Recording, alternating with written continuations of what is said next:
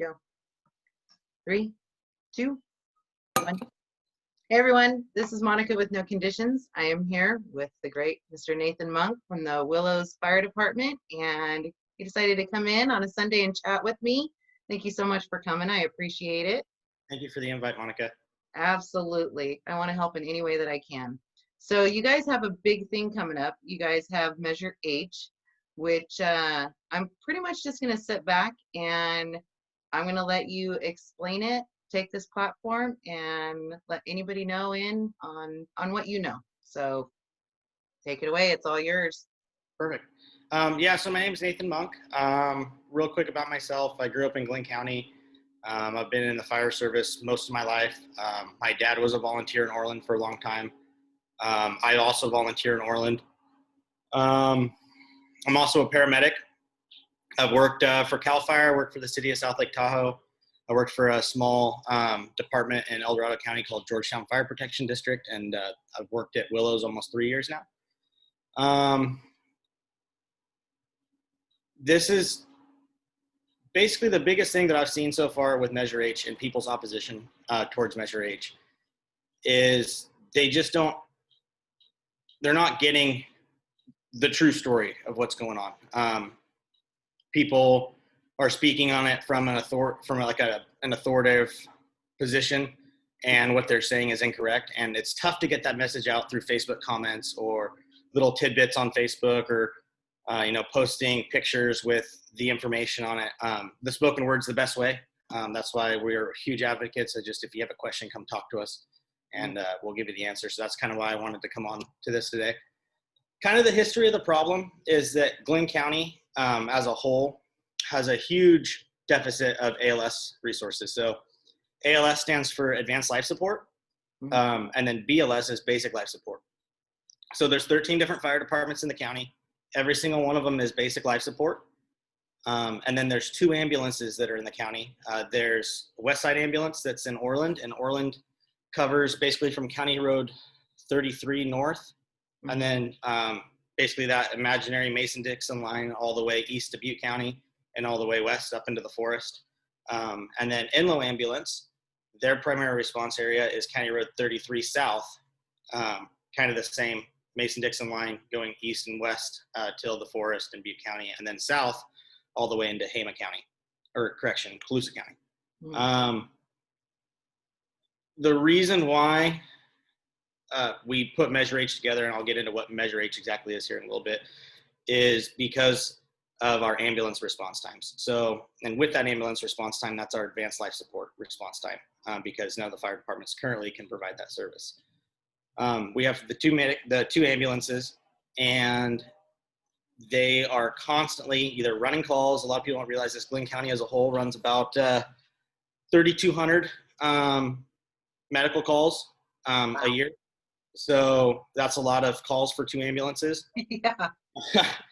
The other problem that we have here in Glynn County is geography. If the Orland ambulance goes on a call and they transport to Chico, that's a minimum of an hour and a half. If the Willows ambulance goes on a call and transports to Chico, which a lot of their transports do end up having to go to Chico, that's a minimum of, close to 3 hours with the turnaround time, because you figure you got to go on the call, drive to Chico, hopefully there's a bed available, they drop them off, give the report to the doctor, clean their ambulance back up, restock it, and then drive back. So it's a lot of time that there's no resources. The other problem that Willows has specifically is there's a huge benefit to having a hospital in town, which is Glynn Medical. But with that comes interfacility transfers. And so those interfacility transfers are basically Glynn Medical gets a patient, they treat them as much as they can, and then they can't handle them anymore because of how sick they are, and they have to go to another hospital. And the only way they can get to that hospital is with an ambulance. So the Willows ambulance constantly, I'd say conservatively, at least one a day, is taking transfers from Glynn Medical Hospital either down to Colusa or Chico if we're lucky.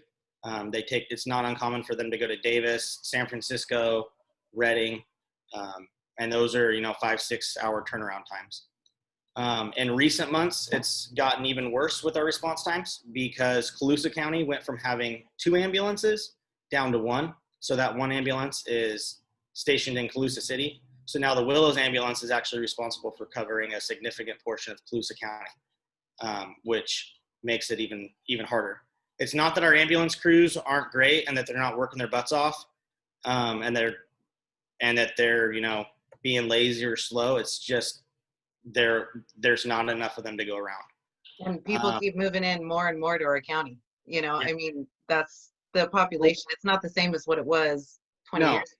No, and 20 years ago, or you figure like for Willows became a combination department, which means that we have some paid staff and then some. We have some paid staff, and then the majority of our firefighters are volunteers. And so in the 50s, we were lucky enough to get a paid chief and then 3 shift firefighters. Well, we've had the exact same staffing since the 50s. And in the 50s, we were running 200 calls a year. We didn't go to medicals. We just went to fires and vehicle accidents and things like that. Now we're running 1,000 plus. And that's not really a sustainable thing for volunteers to be able to go on. 1, they get burned out. 2, their bosses start getting angry that they're leaving their work. And then volunteers have lives. It's not like it was, 30, 40 years ago. Every volunteer that you're going to get that's going to be good has a job, has a family. And, they're going to put their family first, and as they should. And volunteerism is down as a whole. When I got into the fire department in Orland, Orland hasn't escaped this either. We had 50 volunteers and now we're sitting around 40. It's a national trend. Unfortunately, we haven't been able to escape it, but we just don't have the volunteer bodies. Right now in Willows, we have around 18 volunteers on the roster. Of those 18, I'd probably say 13 or 14 are pretty active. And then there's a couple of those volunteers that live up in Elk Creek that just work in Willows. So when they're at work, they come and help us, things like that. The other thing that with a lot of our volunteers here in Willows is they're farmers. And so you get into those busy times of the year and they can't get off their harvester. And if they can get off their harvester, they're 20 minutes away. Yeah. So people don't realize that it's not just fire calls. I mean, how many medicals do you say that you guys get? I mean, like the percentage? We average about 3 to 4 calls a day. 90% of our calls are medical. So it's a big deal. And then with that, it's all those training requirements that go along for those volunteers. It's not the 70s and 80s anymore. The days of, denim blue jeans and being cowboys is kind of out the window. Yeah. Some of it's good, some of it's bad for sure. But it's not the same. You can't just show up and be like, yep, I'm here to help. And I have all these good intentions, but if you don't have the training, you're a liability and you legally can't help. And to get all that training, it's a huge time commitment. It's not just going to the calls, it's going to drill. It's taking that 48-hour emergency medical responder class and then, doing the 24 hours of continuing education credits every year and things like that. It adds up. So that's kind of a long roundabout way to kind of say what the problem is. The Willows Fire Department has about a 4-minute response time. So that's from you call 911 to me setting the brake in front of your house is about 4 minutes, which is phenomenal. The national standard for fire departments is around 5 to 6 minutes for cities within the city limits. So we're definitely beating that as the fire department. However, the ambulance response times, the national standard for a municipality is 10 minutes. And for the month of August in 2020, they only met that response requirement 64% of the time. So their average response time is 10 minutes and 19 seconds, which is 6 minutes slower than us. But 36% of that time, they're taking 30, 40 minutes to show up. Trying to think. So when we highlighted this problem, we knew this problem was kind of coming in, 2000, mid 2000s. It kind of came to a head in 2012, 13. So all the bigwigs in the county, board of supervisors, Orland, Willows, the city of Willows, city of Orland, the Glenn County Fire Chiefs, the local LEMSA, which for us, LEMSA stands for Local Emergency Medical Services Authority. And so they're who like governs medical care providers for pre-hospital stuff.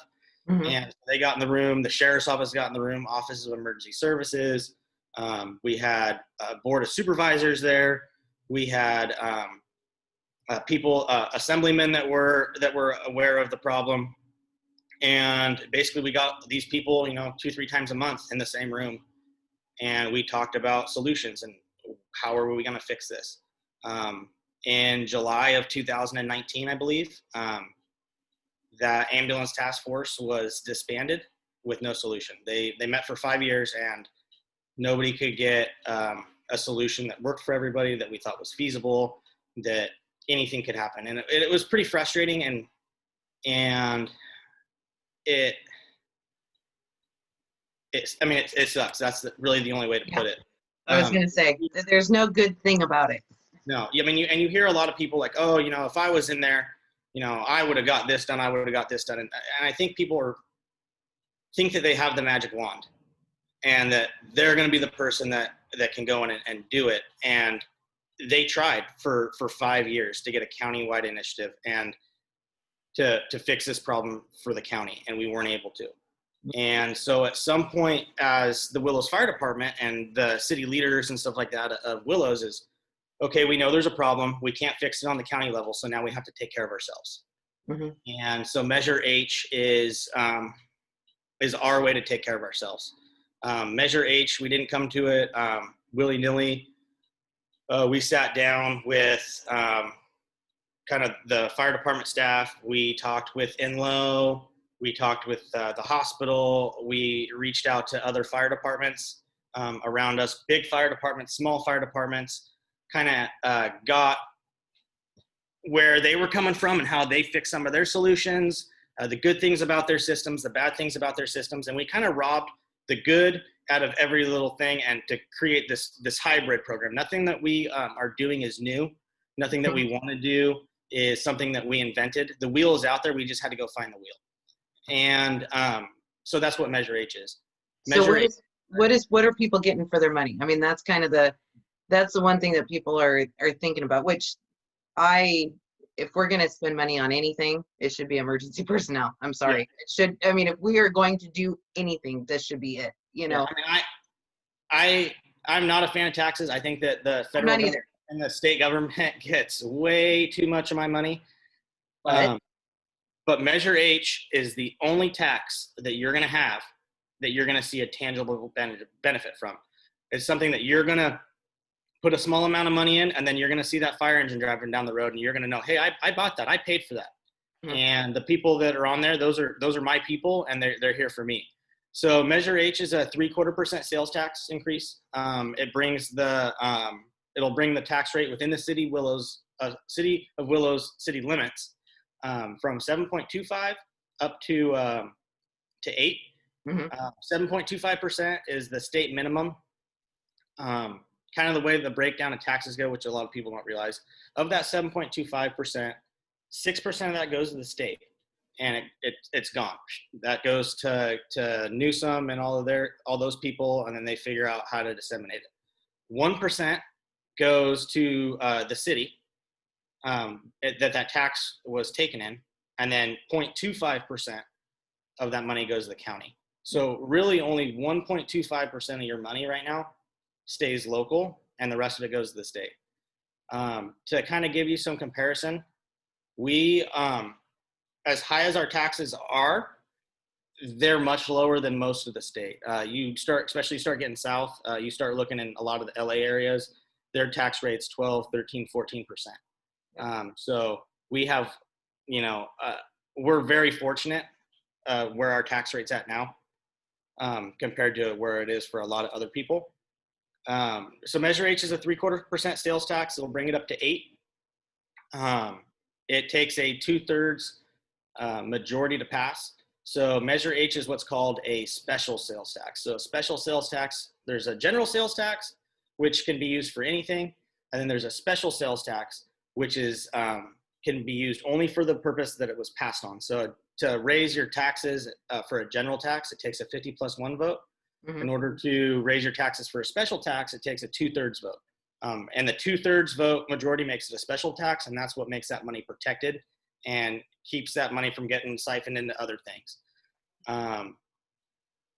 And this is strictly just for you guys, correct? I mean, it's not going to go into the general fund. It's not going to go, you know, it stays specifically. So the way that the money goes into the general fund, but it's separate. And that's where a lot of people are having this hang up, right? Because they're like, oh, well, the money's still going in the general fund. It is. All money goes into the general fund. If you look at the California article, Constitution, basically it outlines how money gets put into city budgets. So all money, no matter what it is, if it's a special tax, if it's an enterprise fund, if it's whatever, that money is in the general fund. However, it's earmarked and it's sort of in a little lockbox. So like you'll have all your line items for, you know, police, fire, public works, sewer, capital expenditures, whatever, yada, yada, yada. And then this one, you'll have a line item that says Measure H funds, and that money can only be used for what's outlined in the ordinance. What Measure H will do is it will hire 4 bodies.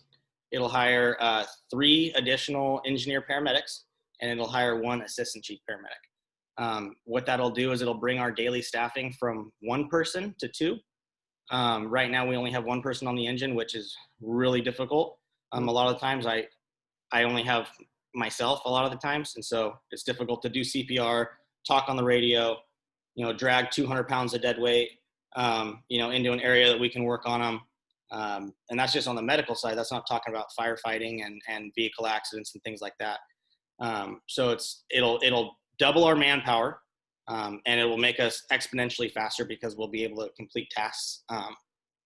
We'll be able to complete tasks at the same time and get us done much faster. What that money can be spent on is bodies, equipment, with specifics to ALS equipment. So it'll make us an advanced life support fire department. So everything that's in an ambulance, we'll have on our fire engine. So any medical that a paramedic on an ambulance would be able to treat, we'll be able to treat the exact same level on our fire engine. That money can be spent for anything revolving the fire department, whether it's fire suppression or advanced medical care. But the priority of it is to put the extra bodies on the engine and give us the ALS equipment.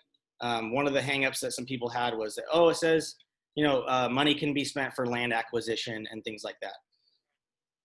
The reason why you put those things in there, you put vehicles, you put land acquisition, you put maintenance, things like that, is so if for some reason we're lucky enough to have a little bit left over, you know, in 25 or 30 years, we're able to use some of that money to offset the cost of that facility, and that will alleviate some burden to the general fund.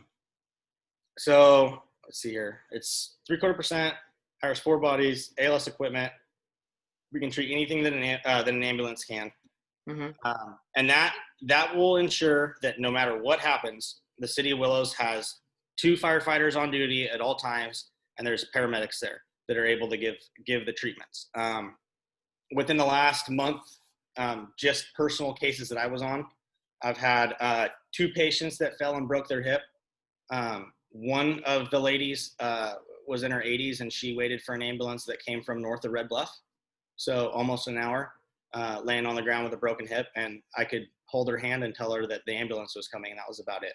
And it's frustrating because if I would have had the equipment, I could have started an IV on her. I could have given her the pain meds. I could have got her comfortable. I could have, if her blood pressure started to drop, I could have given her IV fluids, things like that to bring it back up. And to highlight on that a little bit, Measure H basically for every $100 of taxable goods, it's going to cost you an extra 75 cents. So taxable goods is pretty much everything that's not food, water, your basics and stuff like that. Like those aren't taxable, but you know, gas, clothes, things like that.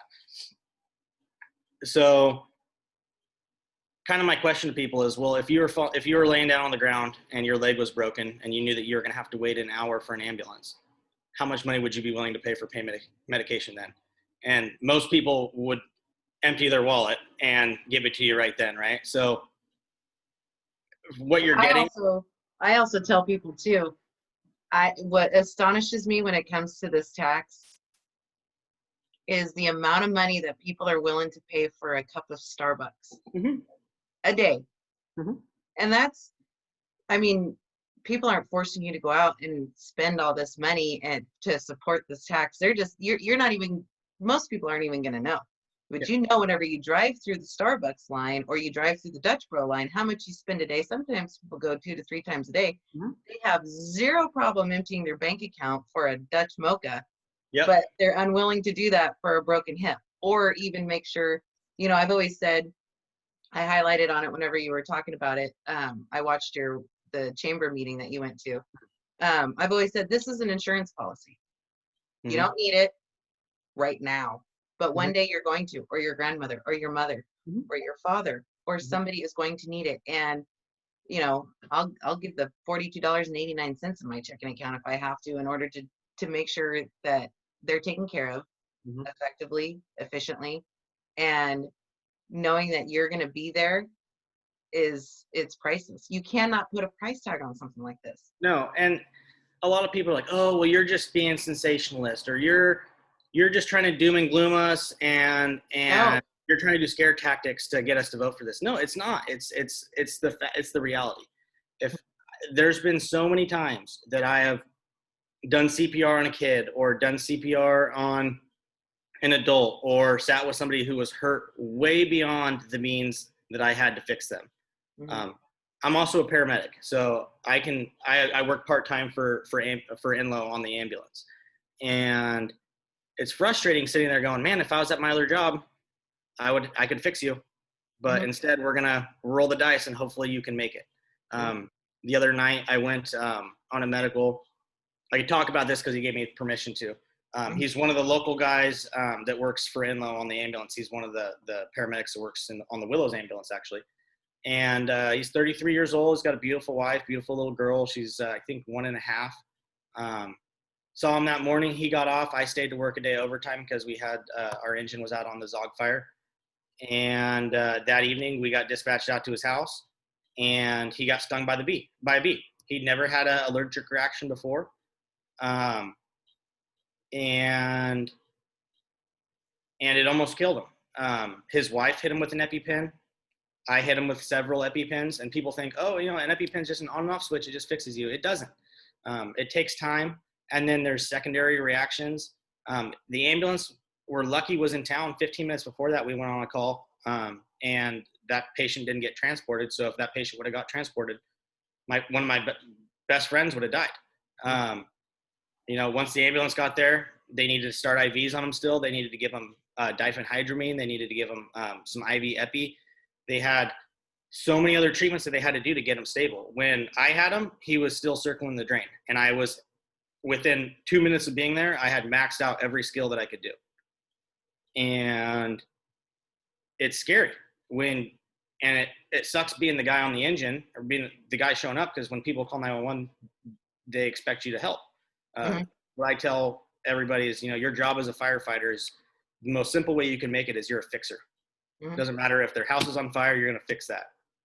Their baby's not breathing, you're going to fix that.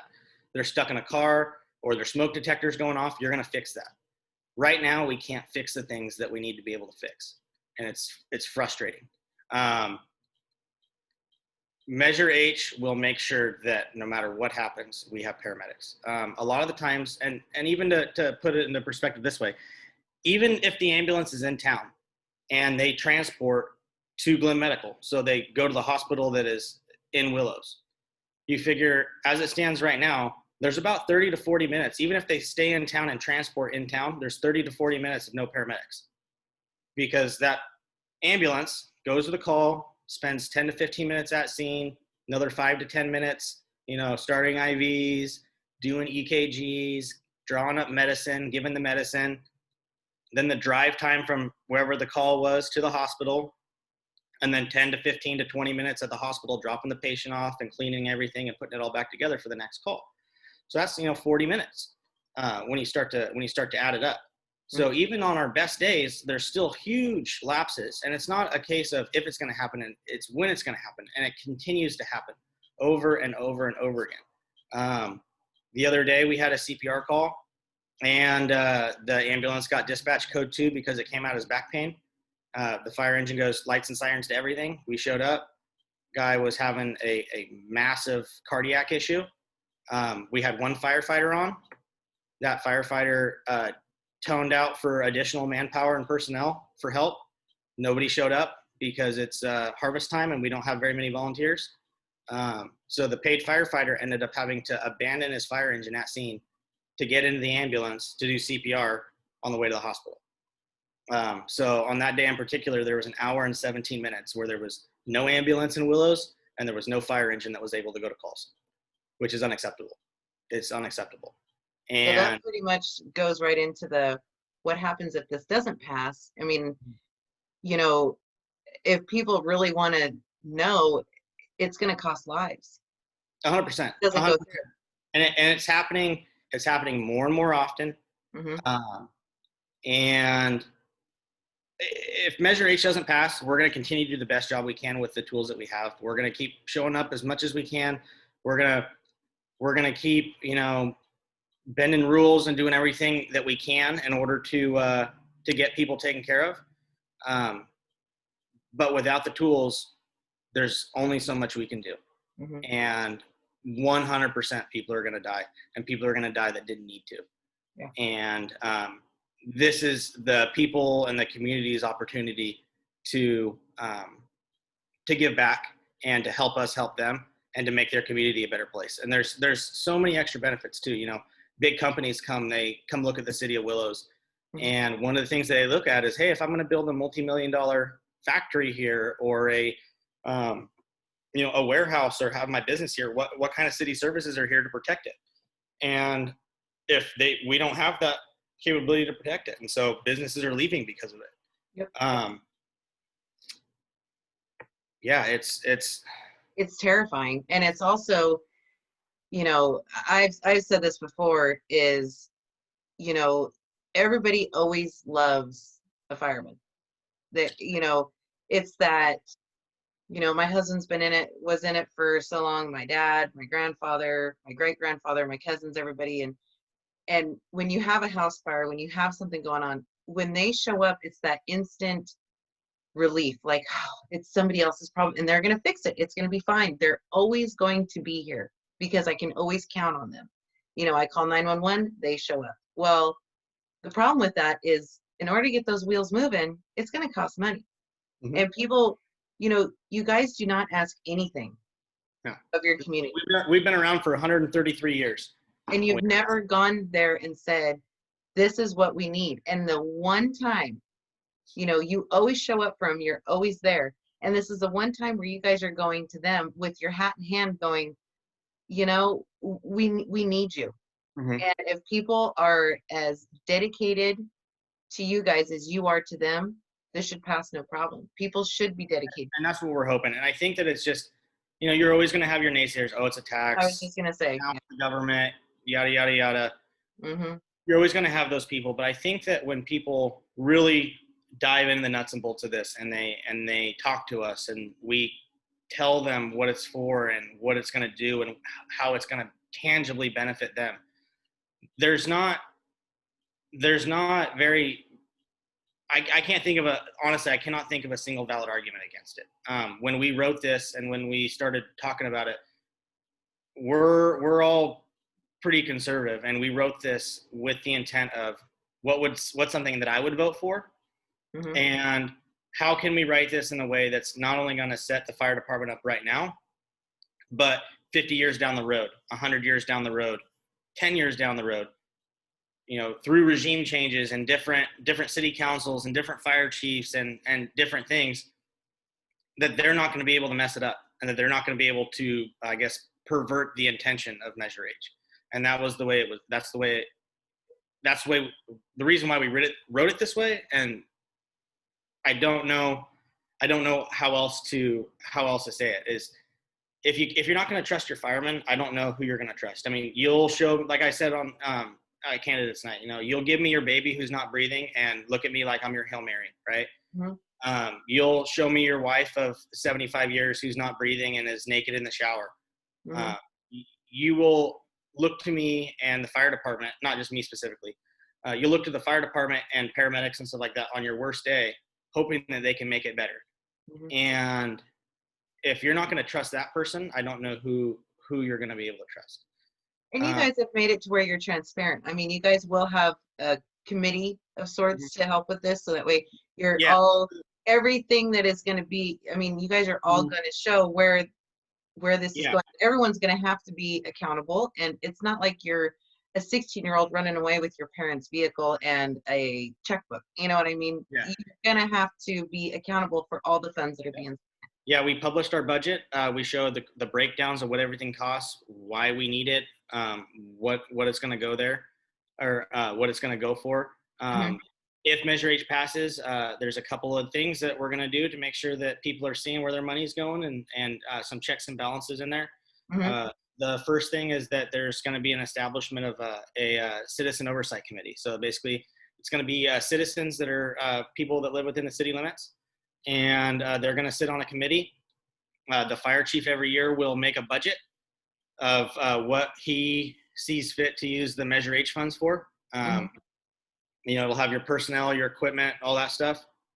The Citizen Oversight Committee looks at it and has to approve it. If they, see something on there that's not for the purpose of public safety or something that, that they don't agree with, they're the first whistleblower.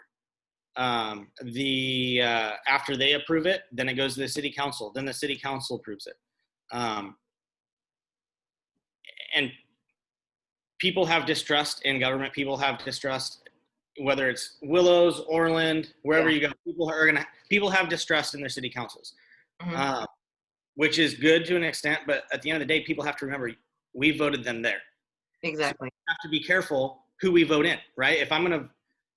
When we have our city council members running up, we need to run for people. We need to vote for people that we know, and vote for people that, hey, this is this person's track record. This is what the platform that they're running on. I can get behind that. They're going to be a voice for me on that city council. And so that's the other check and balance, not only the city council, but then us as the taxpayer and us as the voter, putting people into those positions that are going to reflect what we want and what we need. So you have the Citizen Oversight Committee, you have the City Council, and then you have yearly independent audits. People have asked who specifically is going to do the audit. Every couple of years, that's probably going to change, and that's just smart business, just because you don't want the same auditor looking at your books all the time. That's why it's not specific as to who's going to do the audit in there, because you want to switch that person up every 2 or 3 or 4 years, even the entire companies, just to get fresh sets of eyes. You don't want people getting stagnant in there. So you switch up your sets of eyes, getting there, looking at, making sure that everything's copacetic. Maybe this person has an idea or a accounting practice that is better than some of the other people had, or different. And then we all grow and get better because of that. The other thing that we're going to do is every year we'll publish a report and say, blank dollars went to advanced life support medical equipment. Blank dollars went to personnel. Blank dollars went to overtime. Blank dollars went to structure gear. Blank dollars went to, whatever. And it'll show all of those things.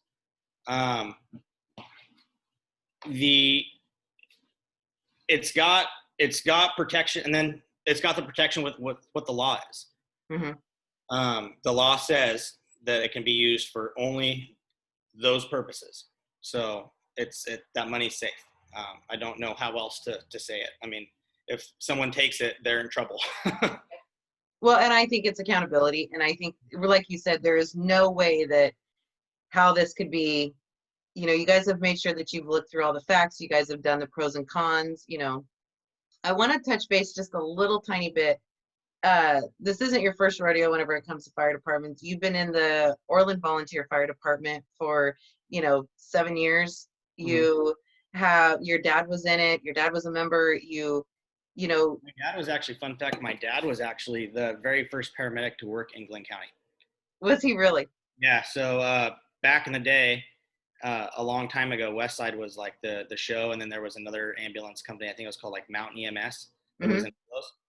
And so I want to say it was 1990, and my dad and one other guy were the first two that got hired to switch Westside ambulance from a BLS ambulance to Uh-huh. ALS.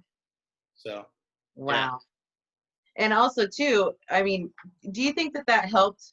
Like, do you think there's something to say with, you know, having all that time in the department? I mean, because you're just like me, we're a firehouse brat. We were raised down there. We were, you know, you heard the same story that I did. Don't get out of the car till the whistle stops, and Mhm. then you can go into the firehouse. And we were raised down there.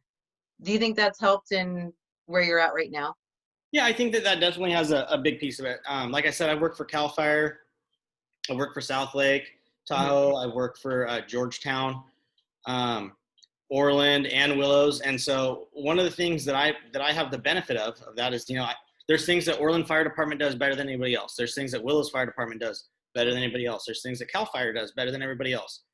Um, and I've gotten to be privy to see those things, and so like, hey, what they do over here works really, really well. Why does that Hmm. work well? Oh, it's because their area. Or nope, that would work here too. Let's bring that idea. Or hey, these people do that, it works great there, but it wouldn't work here because of this reason, so it's not applicable here.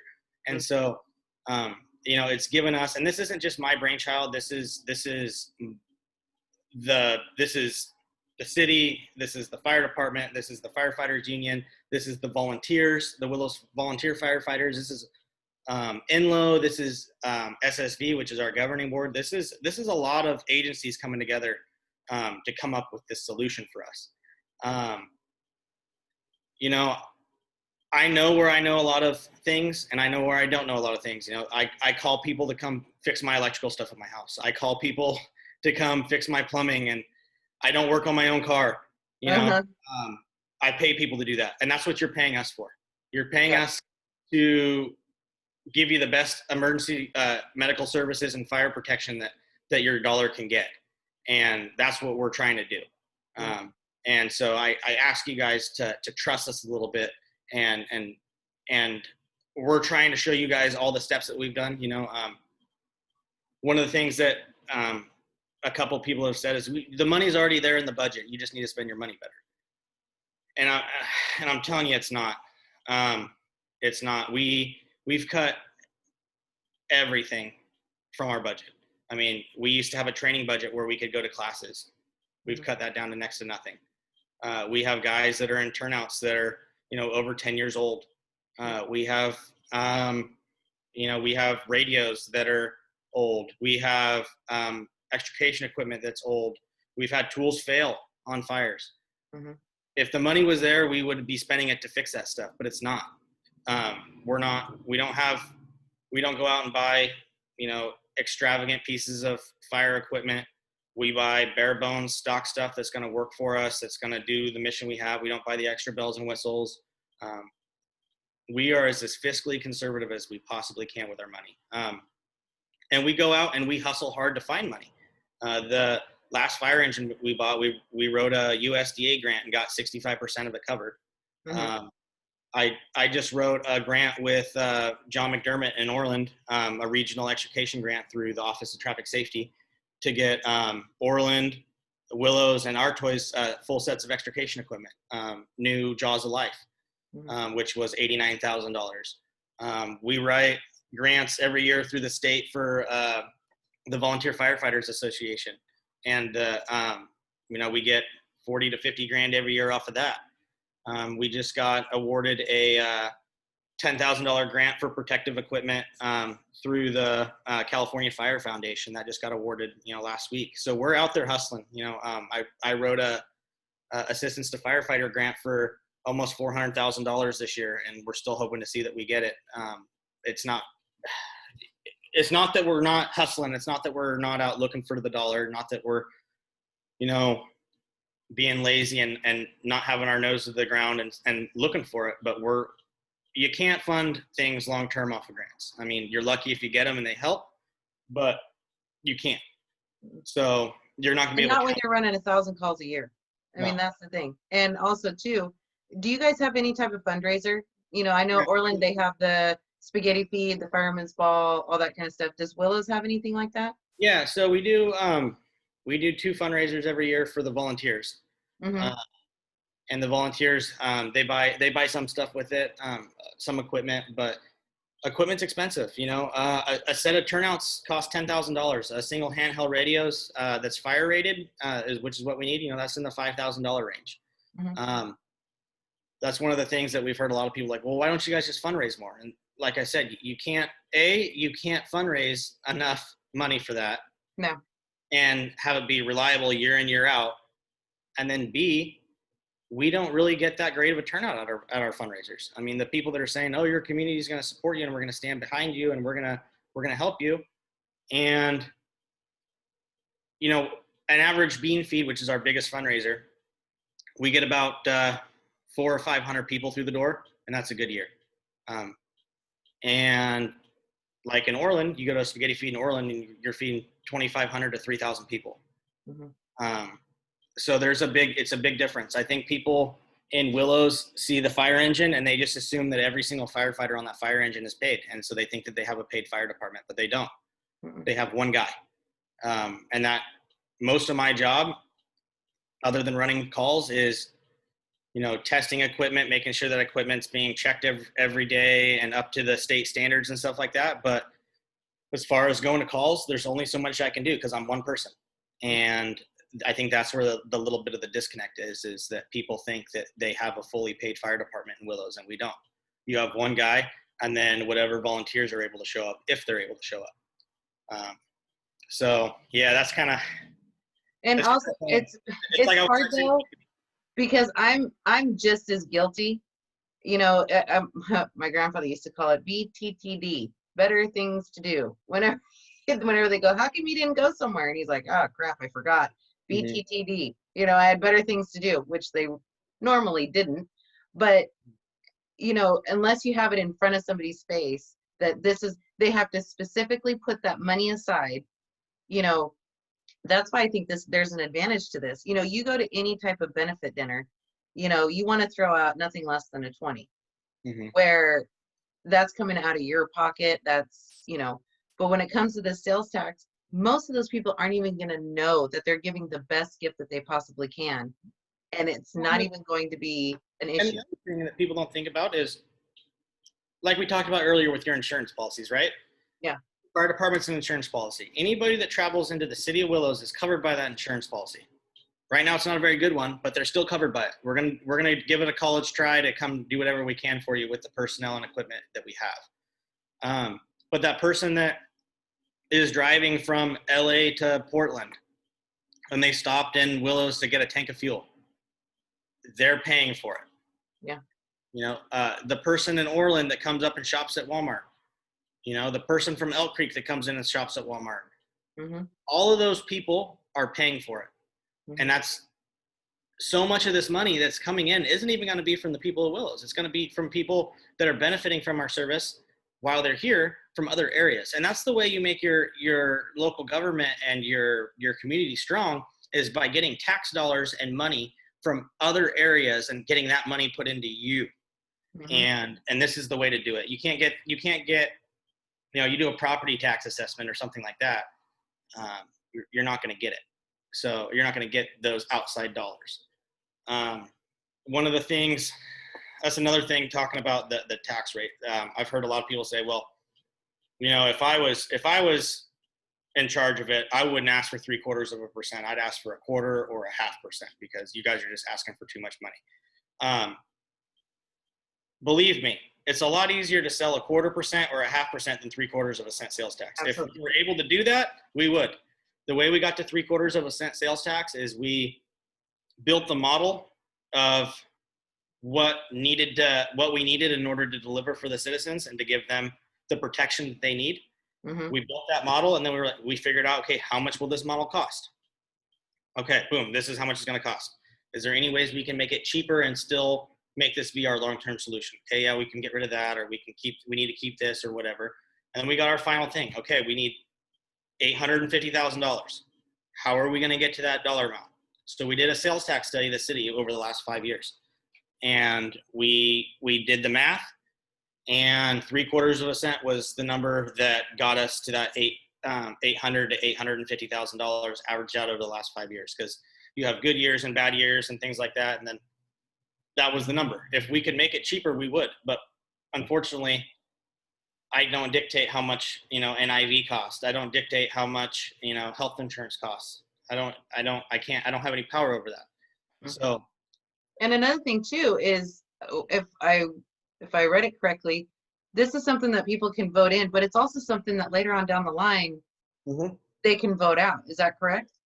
yep. So all it's going to take is, it gets voted in, and 5-10 years down the road, we don't need it anymore.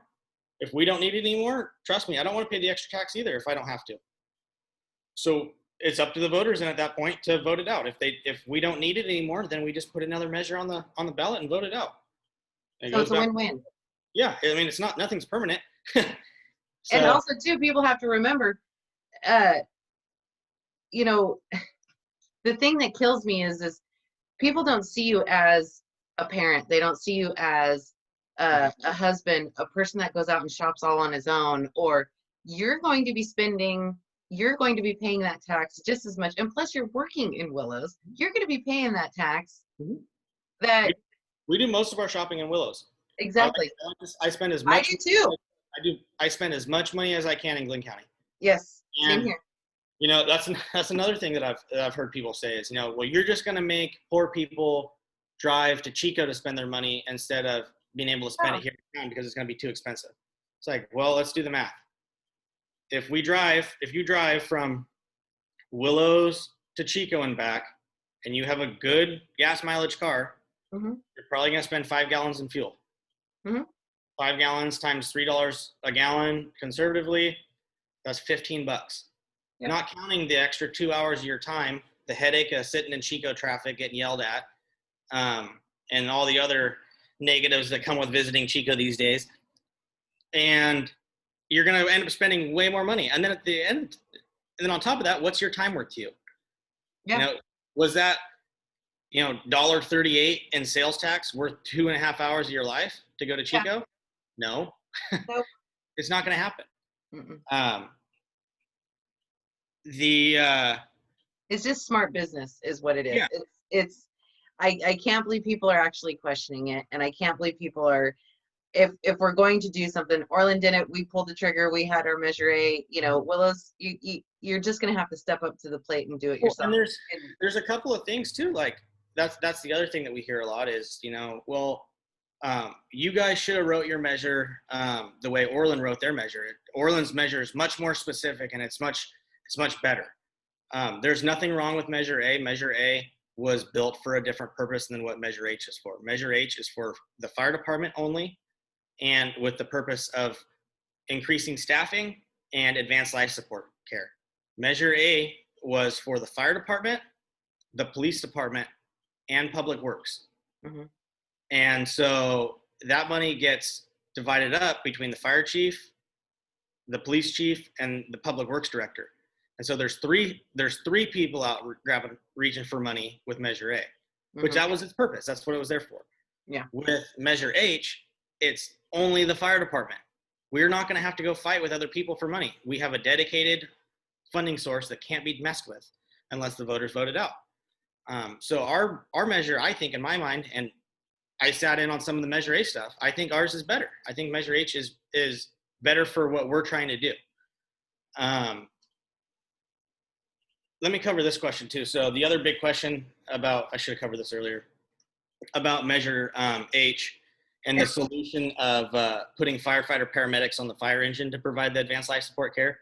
Everybody says, hey, well, you're still not going to be able to transport me to the hospital, so you're not going to be able to, it doesn't really do us any good, which is super, super untrue. We're not going to be able to transport you, but we're going to be able to stabilize you. We're going to be able to keep, if you're preventable from dying, we're going to be able to keep you from getting to that point where you do die. We're going to be able to slow that disease process down significantly. The other thing is it will in a roundabout way make ambulance times faster. If the ambulance, say, is driving from Orland to Willows, and that's a 20-minute drive, right? Mm-hmm. In that 20 minutes, the Willows Fire Department got there. If Measure H passes, I started the IV. I did your 12-lead AKG. I gave you your first rounds of medicine. I gathered all the information. I got you all packaged up and ready to go. The ambulance gets there. I introduce you to the paramedic. We load you up in the back of the ambulance, and the ambulance leaves. They don't have to do anything. I did all the treatments. Mm-hmm. They're good. So they just saved, 15 minutes to 20 minutes at scene working on the patient when I already did everything. And plus, you're using your supplies, so they won't have to restock as much in their ambulance, which will cut down half the time when they're at the hospital, correct? Well, we'll restock. They won't have to put their stuff back together, but we'll restock from them. So, like, if I use an IV, that's one of the ways that we're able to keep the cost down a little bit. So Oh, perfect. if I give a medicine, after I give the medicine, I'll just go to the ambulance. I'll pull one of those vials from them, and I'll be restocked again. I'll be good to go. Mm-hmm. The other reason why it's not a good idea for us to staff an ambulance is because that ambulance then gets put into the 911 system. So if the taxpayers of Willows paid for an ambulance, that ambulance is not dedicated to the city of Willows. They can go anywhere. So there's a call in Elk Creek, it's going to Elk Creek. If there's a call in Corning, it's going to Corning. Call in Colusa City, it's going to Colusa. So then we're kind of in the same boat, except now you're angry because you paid for an ambulance and it's not here. Mm-hmm. The other thing about that is if we do staff another ambulance and now say they take 20% of the 911 calls away from INLO. INLO is now no longer profitable. Yeah. If they're not profitable, why would they stay? Mm-hmm. They can't operate losing hundreds of thousands of dollars a year. So now they lose. Now they leave. Yeah. And now we're back down to one ambulance again. The other problem with it is, people say, well, we just let INLO take all the calls, and then the Willows ambulance will be there only if there's another call, and they won't go anywhere else. Well, one, you can't do that because of state law and duty to act. And two, even if you could, that's a stupid game to play, because now say the Willows fire ambulance is on a call, and we, ask for an ambulance from Orland, or we ask for an ambulance from Colusa County, and they say, well, you don't come to us, so why are we going to come to you? And that's a real dangerous game to start playing. So not only is it not also possible, makes enemies. Yeah, it's not possible, but it's also really bad to do, even if it was possible. So, there's so so basically many. You're saying this money is staying. When you spend your money, it's going to stay in the town. Yep, it's going to stay in the town. Not going to go anywhere else. You're not. Colusa isn't going to take it. Orland's not going to take it. Nope. Archway, nothing. It is going to stay. So I can't believe people are actually fighting this. I'm completely shocked. It's crazy, but I think it's good to get the message out that this is, you're not just playing with other people's lives. If we're willing to wear a mask for the safety of somebody else, whenever we're perfectly fine, why wouldn't you pay the 75 cents extra, or not even know that it's going out there to save another person? There's no difference. You can't cherry pick what you think is, and most of the people that I have seen that have gone against this, are very caring people. I've seen their posts. I've seen them, they're caring for their fellow man. Well, if you're caring, you need to care about my family that comes into Willows, or your family that's in there, or whatever. It's an insurance policy, and it's helping all the other surrounding areas too. And I think a lot of it is that they're just lucky enough. They're lucky in the sense that they haven't had that worst day yet. Exactly. I say yet intentionally, because eventually it will happen. Mm-hmm. It's not a matter of if, it's a matter of when. I've had, on a personal level, my dad died at home in Orland, and the fire department got there first, and I remember hearing the fire whistle go off and being like, all right, yep, they're coming, sweet, this is great, they're gonna come fix them. They didn't have that ALS stuff. And we're lucky the ambulance was in town that day, and they got to him pretty quick. But I can only imagine if they wouldn't have been in town, the what ifs that would be going through my mind. You know, I was lucky enough to know that everything that could have been done to save my dad's life was done because there was paramedics there. He got the IVs, he got the medicines, he got all of that stuff. So there was nothing that, aside from the big man coming down and saying, I messed up and letting him get up, that was going to save him. But I couldn't imagine living the rest of my life with that thought of like, what would have happened if the ambulance would have been in town? And that's another huge piece that people don't realize, is that the emotional toll that it puts on these family members that we go to. And as we're doing CPR on their loved one, you know, their husband or wife of 30 or 40 years, or their baby, and they're asking why we're not doing more. And we're saying, hey, the ambulance is only 15 minutes away. Like, we're doing everything we can. That's emotional for them. It's emotional for us because that's not a fun spot. I know several volunteers that have quit the Willows Fire Department because of a situation that they were in where, you know, the ambulance was coming from a long ways away and they listened to somebody scream on the side of the freeway with broken bones for 30 or 40 minutes. And they PTSD PTSD in these volunteers and in your guys' line of work, especially with the paid, is astronomical, and people don't realize that. You know, I always tell people that's the reason why we got a PlayStation when, you know, Randy was in the department. I always knew that it was a bad call whenever it was 2 o'clock in the morning. We used to have a rocking chair, and he would be rocking and playing Call of Duty or something just to get his mind, you know. It's kind of like whenever you watch a scary movie, you got to watch something happy before you go to bed.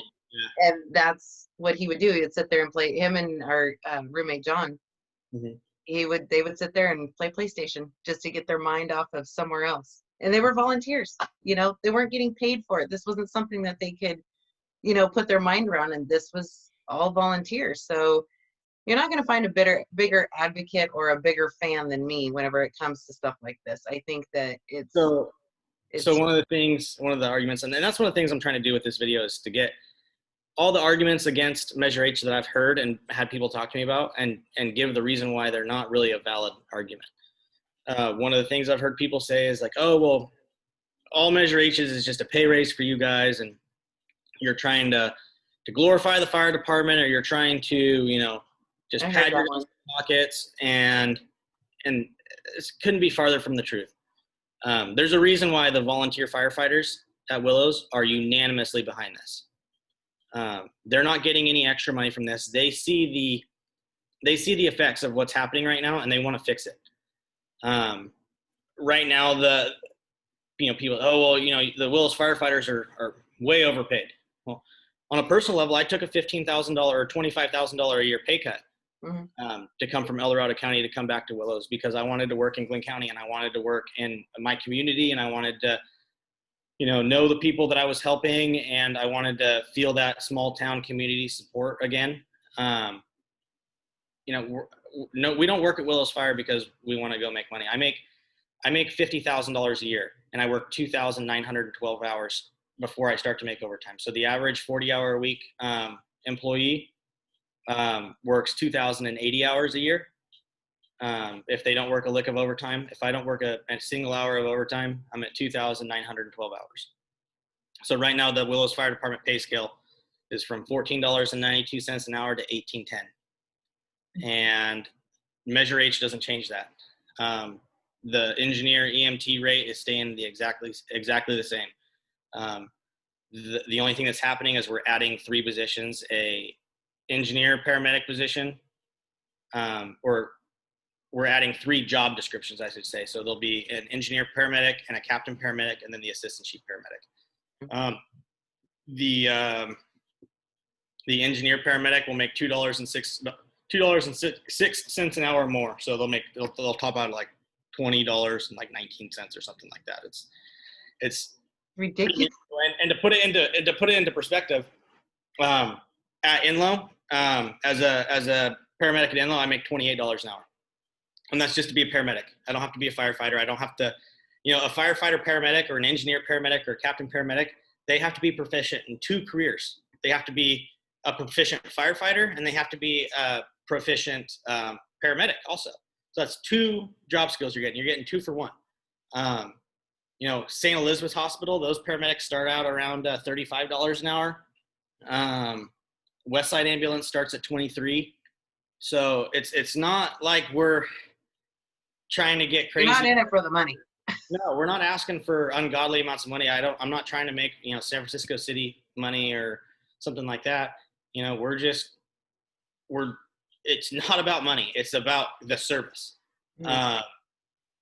And yeah, I don't have much else to say about that. I guess it's not, we're not trying. And I get it. It's you're not trying to turn Willows into a San Francisco. You're basically doing it. It's an insurance policy, and I've said that from the beginning. Everybody needs to remember, and also too, the questions aren't going to stop. The posts on social media isn't going to stop. People aren't going to, but there is a civilized way, like sitting down one-on-one and getting the conversation out. And it is a good conversation to have. People should know what they're getting for their money. And I'm encouraging everybody that reads this, sees this, shares it, likes it, whatever. If you guys are ever on the fence, get this message out. And that way it kind of keeps everything civil. The only way to make it to where it doesn't become a problem is to keep it civil. And people think they immediately stand on this mountain and they say, well, it's going to cost me this much money. Well, it's not going to cost you specifically all this money. Put the sword down and only pick it up for the fights that are worth fighting. And this one, you guys are willing to go out. You guys are doing what you need to do. And this is the first time where you are going in with your hat in your hand saying, I need help. There is nothing wrong with that, because people always say, if you need something, ask me. Mm-hmm. Why didn't you come to me? If you need me, I'm here for you. I'm totally here for me. Well, it's time to cash that check. Mm-hmm. You guys are here. So I think there's nothing wrong with any of this. And I am completely surprised that people are questioning this. I really truly am. We, one of the things in the fire service is that I'm not always paid for what I'm doing. I'm paid for what I'm prepared to do. And when I go to work, I go to work 100%. And my mindset's changed a little bit since I had a kid, since I became a dad. But I go to work 100% with the mindset of I'm never going to go into a situation knowing that I'm intentionally going to die. But I'm going to put myself in positions knowing that if I mess up, or I didn't account for, there's something that I didn't see, that there's a really good chance that I will die. Mm-hmm. And I will do that for you. And a lot of times I don't even know who I'm doing it for. I'm doing it because that's why I got into the fire service, to limit suffering, to limit unnecessary loss of life. I don't put myself out there like that I'm Jesus and I can fix every situation. There's going to be days that I show up and there's nothing I can do for you, and it doesn't matter what I have. Mm-hmm. But I think that's one of the frustrating things, is that for the first time that I've seen as a firefighter, that there's people that are vocal and saying that, oh, you guys have bad intentions. Like, no, I'm willing to die for you. Like, mm-hmm. I go to work with the knowledge that if I mess up, my son's not going to have a dad. Mm-hmm. My daughter's not going to have a dad. And that's what people need to know, is that when we come to work, we're willing to put it all out there for you. And I'm paid to do it. Mm-hmm. That's not even counting what the volunteers are willing to do. The volunteers are willing to make that exact same sacrifice for you. Mm-hmm. And they're not getting a dime. And in fact, a lot of them, it's costing them money because they're private business owners. And so when they can't be at work because they're helping you, and they're willing to sacrifice everything for you. And you guys ask us for help all the time, whether it's for a fire or a medical emergency. This is the first time that we're asking you for help. Mm-hmm. And we're not going to be able to help you if you guys can't help us, because it's not that we don't want to. It's just that I can't make a silk purse out of a sow's ear. Mm-hmm. And right now we got a sow's ear, and it's bad. This is the worst that I've ever seen it. So. Well, everybody, if you guys get an opportunity, I want you guys to like, subscribe, and share. Get this message out. Make sure that if you know of anybody that's living in Willows, make sure you let them know what's happening. And I think it's just a matter of communication, especially if you have family members that live in Willows. Sit down, have that talk, and say, hey, did you have an opportunity to sit down and look at this measure? you know, this is what I saw, this is, you know, and that's kind of what I've been promoting to everybody. Everybody needs to have that conversation, especially now ones that have 18-year-olds that are getting ready to vote. There's a lot of time that people are spending together, especially with the lockdown and the quarantine and everything happening. This is a good opportunity to sit down with your kids and let them know where their money's going to, and what is worth the dollar. And you know, I'm sorry, but I'm a huge fan. I'm a huge supporter, and I think that it's great. And opposition is good. You know, when we were writing this, we went and talked to as many people as we could about what would be a no for you and why would it be a no. And we tried to alleviate it as much as we can. And at the end of the day, if in your heart of hearts you don't want to support it, or you think that it's not something that's not good for the community, that's fine.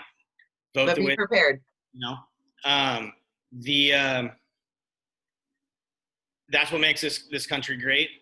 That's why so many of you guys, you know, sacrificed, you know, years, limbs, whatever it was, so we could do this in this country. You know, if that's your right, but just know that for every action that there's a consequence, and the consequence of Measure H failing is that your friends, your loved ones, and even maybe yourself are going to be worse off. There's a real possibility that on that day that you need 911, either no one's going to show up, or the person that does show up doesn't have the stuff to fix you. That's going to be a really, quite frankly, shitty day for you. Yep. So everybody, so if they have any questions about this measure whatsoever, they can go ahead and email you guys at yesformeasureh@gmail.com. Is that correct? Yep. Okay. And then you guys can also be found on the Willows Public Safety Association. Yep. Like us on Facebook, and like the Willows Fire Department, and like the Willows Public Safety Association. I know what we're up to. We post you know, pictures of when the fire engine goes out of county on wildland fires, when there's fires in town. That's one of the social media is a super powerful platform for both good and evil. And let me tell you. So we're doing as much good with it as we can, trying to get the facts out to people of not only Measure H, but just what the fire department does and what's going on. A lot of people, it's kind of out of sight, out of mind sometimes. And, you know, we're trying to make sure everybody knows that, you know, we're working hard to do the best we can for you. And so make sure you give us a like and follow. So. Well, I want to tell you that I appreciate you. I'm so glad that you decided to come on here, and I really hope that we spread the word. And everybody, if you have any questions, like I said, go ahead and email yesformeasureh@gmail.com. Don't forget to give a big old like to the Willows Public Safety Association on Facebook, or Willows Fire Department. You guys can go ahead and give that a like, and you guys can keep track on where your money's being spent and what's going on. And even if it's just writing a hello, thinking about you, you know, that you said that people have been bringing in goodies and all that kind of stuff to the station and showing their appreciation. And now it's time for them to give you guys a big fat yes on Measure H, and I hope that it works. That's what we're hoping for. Thanks, Monica. Hey, thank you so much, everybody. This is Monica from No Conditions. I'm going to shut down, and I just want to tell you, don't forget to give us a like, subscribe, and share on YouTube. You guys can find us on Facebook and Instagram. And if you guys have any questions, go ahead and shoot me an email at noconditions2020@gmail.com. Thanks again, Nathan, for coming in and seeing me. I appreciate it. We'll talk to you soon.